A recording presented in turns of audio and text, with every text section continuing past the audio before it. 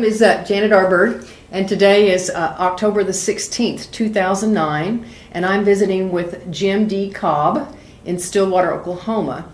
This interview is for the O State Story Project of the Oklahoma Oral History Research Program. And Jim, welcome back to OSU for your 50th class year reunion. Good to be here. Wow. Why did you decide to participate? In the interview? No, in your reunion. Oh. Well, that too, but tell us why you came back for the reunion. Oh, I've been looking forward to this for several years. Okay. I have a good friend that runs around Oklahoma City wears his 50-year pin. I'm envious of him, but now I can show up with him now. So, are you wearing your pin now? No, I haven't gotten it yet. Oh, you haven't gotten it yet? Okay. Can you tell us where you grew up and a little bit about your early life, your family, the school you attended, and some of the activities you participated in? Well, I grew up in Norman, Oklahoma, of all places. Oh, yeah. And I participated in high school athletics. And after my high school, I worked a while, then I went into military service. And after the military service, I was in the Marine Corps, spent a year in Korea. And after the service, well, I came to OSU kind of by accident. A friend of mine that we had gone to high school together had already enrolled. He'd gotten out of the service and already enrolled at Oklahoma A&M. And I came by to see him and spent the night with him. And the next thing I know, he had me over at Whitehurst and he had me enrolled. And that began really my career at Oklahoma State. So you graduated from Norman High School. Uh-huh. And what did your folks do in Norman? What was their line of work? My dad was also an engineer. Okay. And mother was a housewife. Okay. Any siblings? Yes, I have 4 brothers and 1 sister. Any of them OSU graduates? No, I'm the only one. You're the rebel in the family. I'm the black sheep. You're the black sheep. Where are you living now? In Oklahoma City, and Stillwater. We've lived the same place for 35 years. So tell us again what influenced you to enroll at OSU. You said you had a friend? Yes. And that was a OU friend, or was it a... No, we went to high school. You went to high school? Yeah. And he happened to be coming down here? Yes. Okay. He ended up getting a degree in veterinary medicine. What year did you enroll in at OSU? 1955. Okay. And when did you graduate? 1959. Okay. All 4 years. And then that was first degree, second degree, 1960. Okay. Where did you live at when you attended OSU? Did you live in a dorm, or did you live in a house, a fraternity? Lived in a house, and my second year I got married. Okay. And we lived 415 West Miller. I still remember the address. So that's unique that you married so young on campus. What was it like to be married and going to school? Well, of course, finances were pretty tight, and being a veteran, I had the GI Bill. Okay. It paid a whole $110 a month, which was good. And when I got married, my wife was worth another $25 a month, so I got $135 a month, and she worked for City of Stillwater. So we got along very well. Is that house still standing today? No apartments there now. It's apartments. It's down by Miller and Duck. Okay. Tell us a little bit about your military history that you said. Well, I was in the Marine Corps and got to spend a year in Korea. I was over there when the truce was signed, actually. And but that's about it. Where was your basic training at? At Marine Corps Recruit Depot in San Diego, California. And how long were you there? Oh, about 12 weeks. Okay. That separates a lot of people from the Marines. Did your wife join you out there? Oh, no. Well, I wasn't married at that time. Oh, okay. When you came back. Did you meet your wife on campus? No, she didn't go to school. She didn't go to school? No. Okay. How did you commute back and forth from campus to your house? Did you have a car? Walk. I was close enough. I was close enough to walk. Okay. And she used the car to go to work. Okay. As a married couple, what did you all like to do for entertainment here in Stillwater? Well, we didn't have enough money to do very much, so we'd go out to eat once in a while. And we always liked what do they call them? They brought in entertainers at Gallagher Island periodically. Was it Allied Arts? Yeah, Allied Arts. Okay. And we really enjoyed those. Can you remember some of the entertainment that they brought in? Some of the names? Dave Brubeck, Fred Waring. Okay. Fred Waring, chorus. That's all I think I've written that. Okay. What was your major? I'm a civil engineer. Okay. Well, we still have a very good, strong engineering program. We do. That's good. Can you tell us about some of the classes that you particularly enjoyed, and some of the professors that taught them that really stand out in your mind? Yeah. Well, I guess. Well, two teachers stand out. One of them was named McDowell. He was in the math department, and I took several courses under him. McDowell ran the game clock at the OSU football games. Huh. And he had been a referee in time. And then my other teacher was Jan J. Tuma, who was a professor when I came to college, but he became head of the department before I left, and he had a great influence on my life. Okay. I took structure courses under him. Okay. How large were the classes, those civil engineering classes back then? They were reasonable size. I'd say 16 to 24. Especially the junior and senior classes. They got a little bit smaller as you went up the ladder. Where were most of those classes held at? What building? The engineering building. Okay. And that'd be Engineering South. Okay. And what other buildings on campus did you have classes in? Classroom building by the Union. The building gone now, but it's where Engineering North rests today. Okay. Did you have any classes in the Kwanzaa huts? Yes, at chemistry lab. Okay. What was that like in those buildings? Well, I didn't bother me. It didn't bother you? No, I heard they were kind of cold in the winter. Is that right? Well, yeah, I guess they were. Kind of hot in the summer. What activities were you involved with on campus? Were you active in any social organizations or engineering clubs? Yes, they had American Society of Civil Engineers, which is a student chapter, and also I was involved with the Oklahoma State Engineer magazine publication from the engineering department. Okay. What did you do in those clubs? What was some of your activities that you did? Well, we always look forward to going to Oklahoma City once a month to eat chicken. that was the main activity, I guess. Well, you got to associate with other engineers as well as the faculty, and those were good times. Okay. How did you all get to the city? Did you take a bus, or did you just drive in your own cars? You usually drove in our own cars. No, they didn't have a bus. I-35 was not finished at that time. Really? So What kind of car did you have? I had a 1951 Ford, and then I had a 1963 Chevrolet. Okay. Do you remember much about the town of Stillwater at that time? What was it like? Very small. Okay. Was there a lot to do in town? Not really. Of course, they had the theaters and a couple of theaters. No, I guess there was 3. And we always enjoyed, there was a drive-in on South Main called Cliffs that we enjoyed going to. Okay. Now, there were some new buildings on campus at that time. I think one was the Student Union and the library.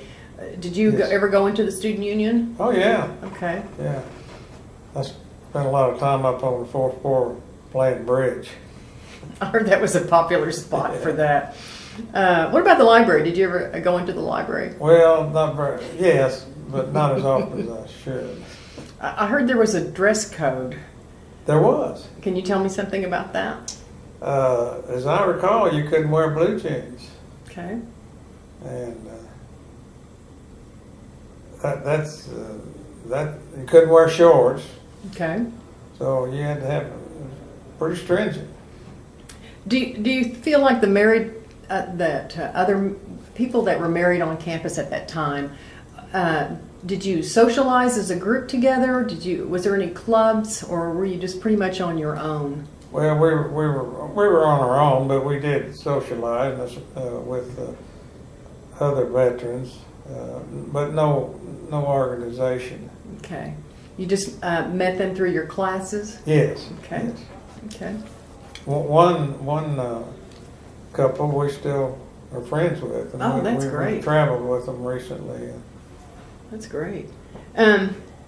Well, as you know, this is homecoming week here at OSU. Can you tell us a little bit about how homecoming was conducted when you were in school? Well, it's kind of the same thing. I also remember seeing Pistol Pete several times in the homecoming parade. Okay. Did they do the floats like they do? Oh, yes. Did they do parades? Yes, bands. Okay. And did you attend the football games? Yes. Did you all go to the athletic events? Yes, we did. Which ones did you go to? Went to basketball and football. Our house was close enough to Ahrberg that I could hear the band playing at basketball games.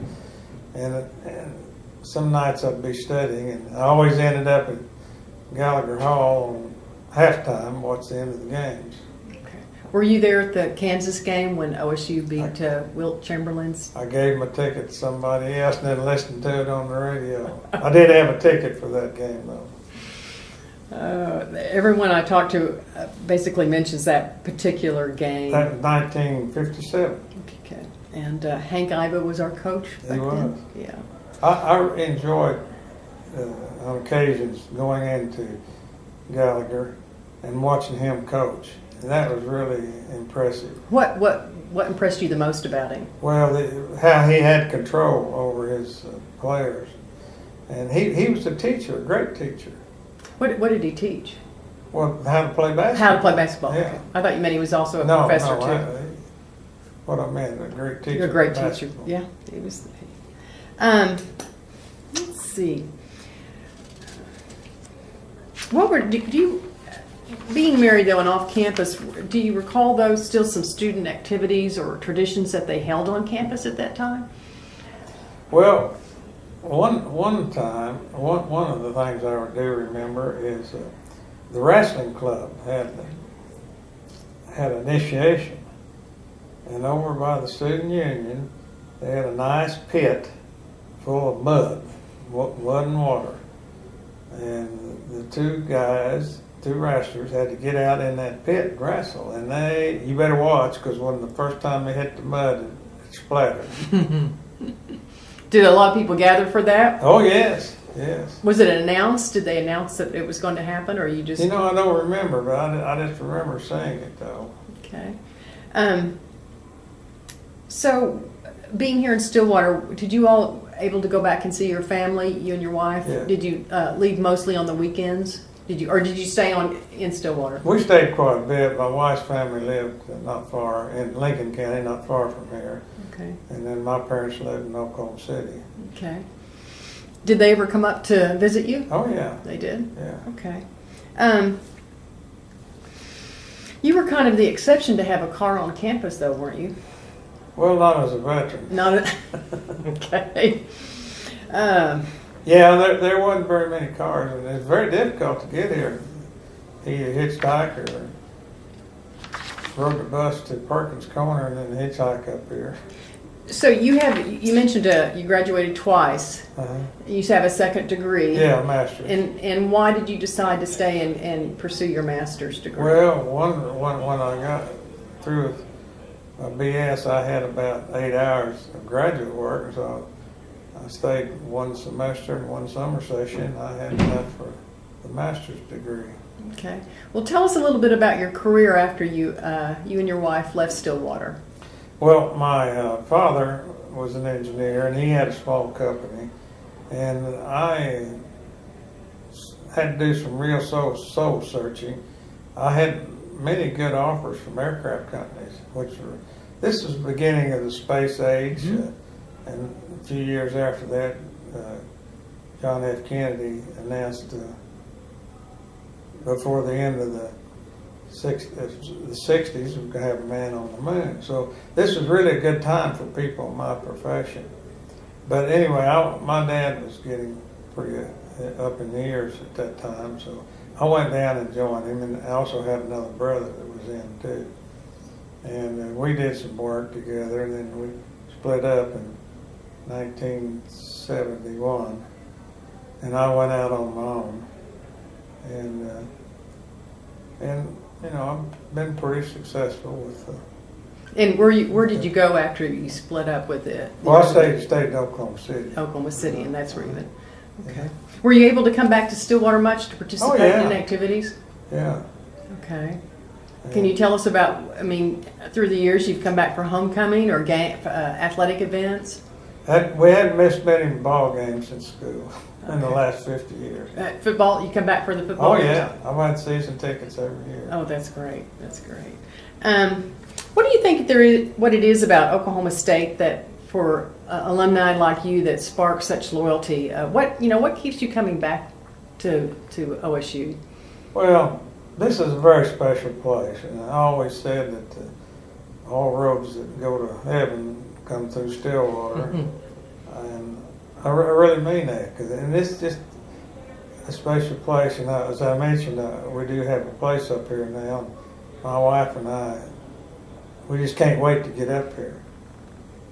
We stay up here quite a bit. Do you? That's great. Did you all have children? Yes, I have 4 children. Did they come to OSU? Any of them come to OSU? All 4 of them Okay. graduated from OSU, and 4 of them, they're very successful. Okay, that's wonderful. Did they go 1, 2, 3, 4, or are they staggered out a little bit? No, we had a child in OSU for 13 years. Had 1 to 3 children. Okay. So for about 2 years, I had 3 kids up here in school. Wow, that's a lot of traveling back and forth to see them then, huh? Yeah. Okay. Can you tell us how you feel like OSU impacted your life? Well, it really impacted my life. And, you know, after being in the Marine Corps and seeing how things go in the military, they gave me something to work for. And I guess you might say OSU opened that up. And I got really enthused about getting a good education, and which I think I did. I really thank OSU for doing that. When you look back, though, as your time here at OSU, is there a particular moment or a special memory that you and your wife share, or you in particular that really stands out in your mind that, like when you're driving back and forth, that there's something that you recall that really stands out in your mind about OSU as far as when you were here as a student? Well, I really like the place. It's, you know, it's hard to say. Was it, let me ask you, was it the people? Was it just a feeling on campus? Was it, you know, we have such a beautiful campus. Yes.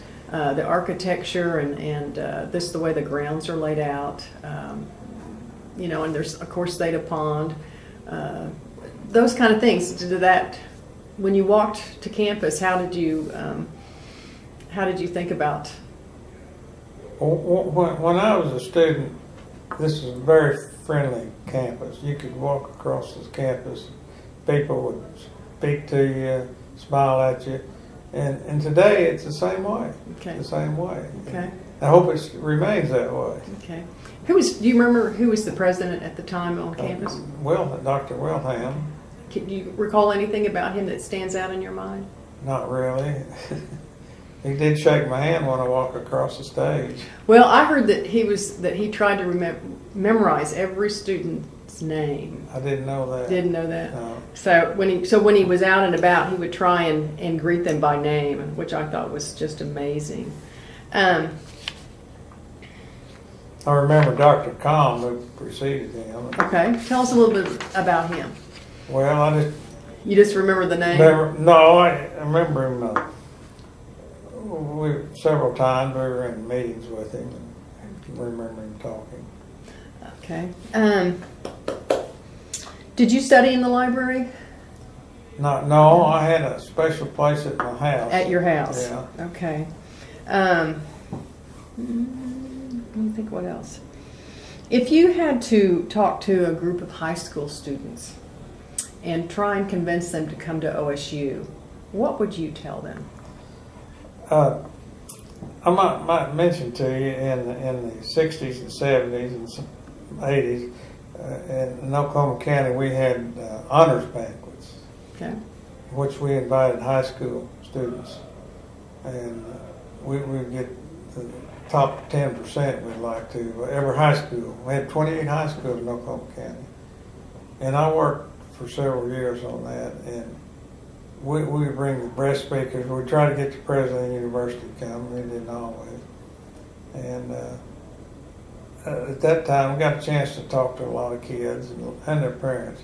We thought these banquets did wonders in that we got the parent and the student together, thinking about their future, thinking about their future education. Right. And that was a good time for them. And how many years did you do that? Oh gosh, 20. 20 years. Wow. And the Alumni Association does something different now. They do something different. Yeah. What do you think about the athletics that has changed over the years? It's really, I really get enthused about athletics. And my wife played high school basketball. She really loves basketball. So do you all have season's tickets to that? Do we? Yeah. And you come up for those games too? Yeah. Oh my, that's wonderful. Oh. Do your kids come back with you? Do they live close enough and do they still live in Oklahoma to come back too? I have oldest son is in Flower Mound, Texas. Okay. Works for, he's vice president of a communications company called Paytech. Okay. The oldest son is in Tulsa. Our second son's in Tulsa.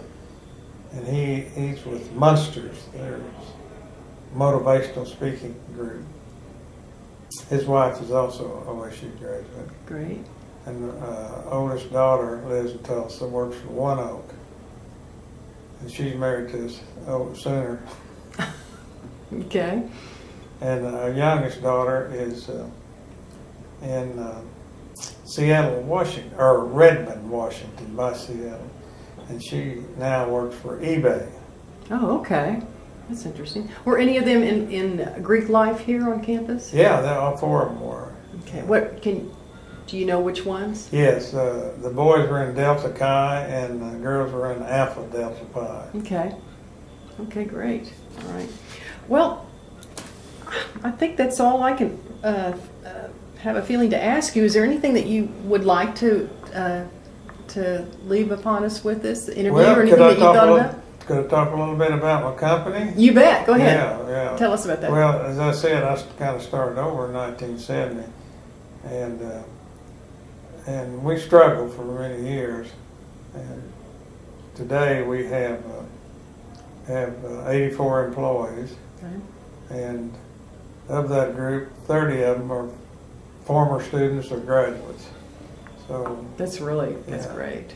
And we do work, actually still work for the university. Okay. Uh, And the name of the company? Cobb Engineering Company. Okay.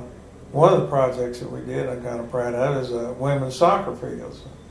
That used to be the old vet village, and Okay. we had to modify that terrain out there to make the soccer fields. That's very interesting. What else? What other?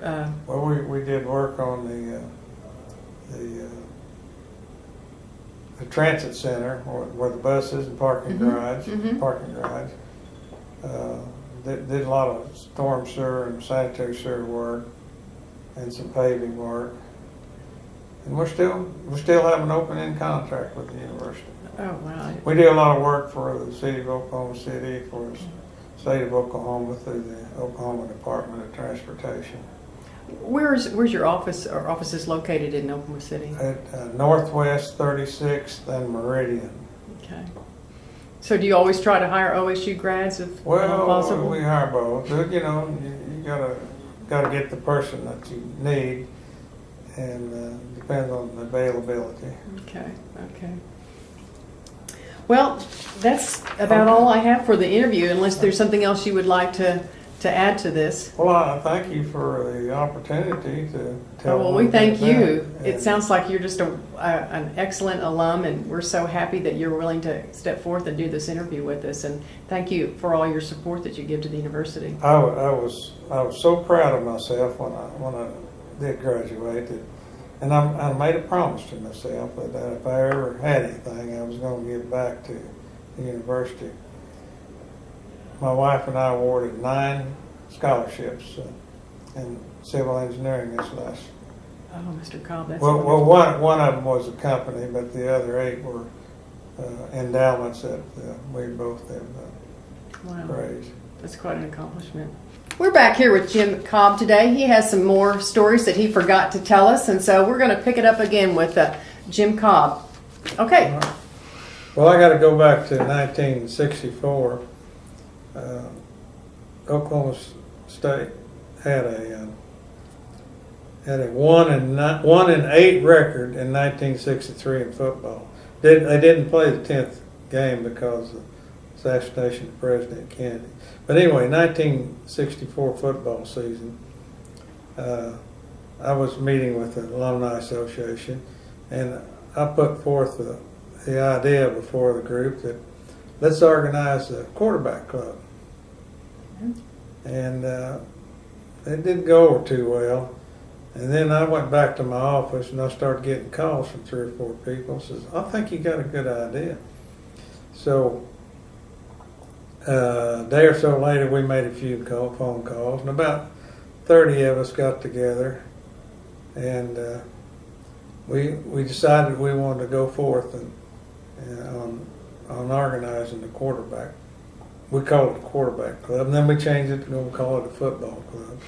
But on November the 11th, 1964, was the day that we organized the Oklahoma State Posse Club. Okay. And there was about 43 of us. And I am tremendously proud that what it's done for Oklahoma State athletics today. It's got 8,000 members. Okay. And it's still going strong. Yeah. So I was actually the chairman of the committee that organized the Posse Club. Okay. Are there any other members that you would like to mention that helped you with this? Well, yeah, there was some Fred Jones and his brother Mitchell Jones, who's now deceased. Let's see, there was Jim Devine, veterinarian.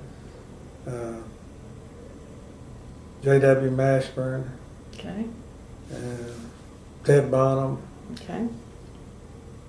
Okay, that's all I can think of now, but there was a lot of them. Well, tell us just before you go, I'm impressed by what we told me when the camera was off about the scholarships that you and your wife have given to the university. Can you tell us a little bit about those? We actually have 3 endowed scholarships. One in her father's name, and 2 of them in our name.